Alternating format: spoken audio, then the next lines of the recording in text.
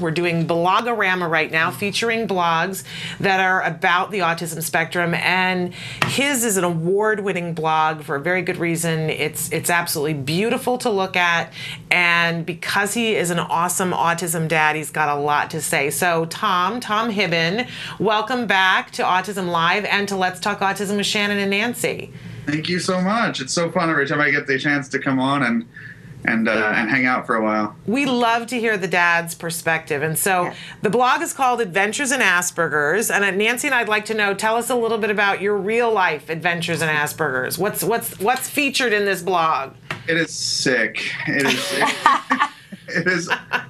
is fart jokes at 3 o'clock in the morning because melatonin's not working. It is putting our pants on backwards, like, early 90s rappers, and just going with it instead of turning them around. I mean, anything, we don't try not to sugarcoat anything, but, at the same time, I'm not a big proponent of feel sorry for me or this is so hard. It sucks sometimes, but, it's hilarious too. So it's great that you can help us find the humor in these situations, because usually there is humor, and sometimes when you're in the middle of it and you would rather scream, sometimes if you just look at the absurdity of it all, you can laugh. And especially from a dad point of view. Yeah. And we should give people a little bit of background. What's your family situation, and how is Asperger's affecting your life? It's I have 3 sons who are 6, 8, and will be 11 in 2 weeks. It all hurts to say, but it's me and my wife. My wife is stepmom to my Asperger's son, who is about to turn 11, and my middle son 8, who has an anxiety disorder and a speech disorder. So it is interesting, and a dog and a cat now. Okay, so basically, your wife's a saint. She is. I don't even know. She went from years ago. Anyway, we've been married for quite a while. But when we got together, my middle son was 8 months old. I was a single dad with them all the time, and she went from being a 20-something-year-old girl to hey, you want to move in with me and my kids? Well.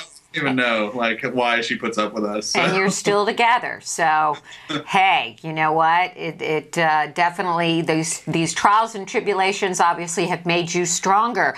Can you tell us, Tom, what your biggest challenge for the family is in dealing with Asperger's and your other child's delays and issues?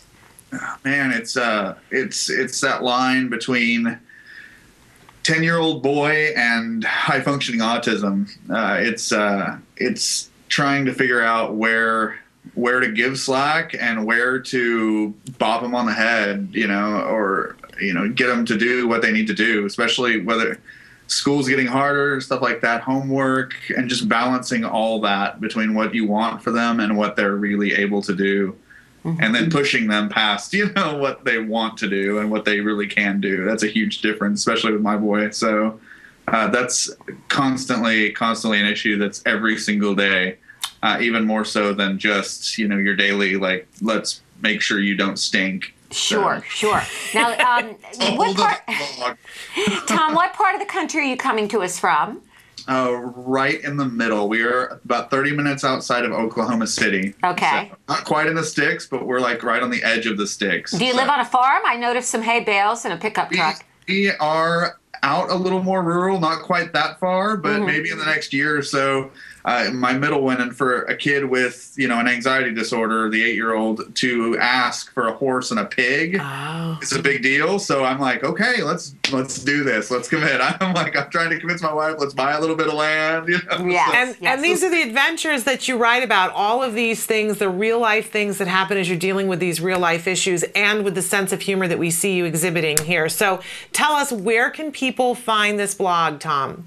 It is adventuresinaspergers.com, and same way on Facebook. I mean, most of the time, if you search Asperger's blog, it's usually first on Google and stuff like that. So we're pretty easy to find, thankfully, and as well, sites like yours and other blogs like to link, and then we all share. It's a weird little sub-tech or sub-community of people, you know. It's a great community. Once you get into it and you're neck deep in it, okay, you get to know everybody.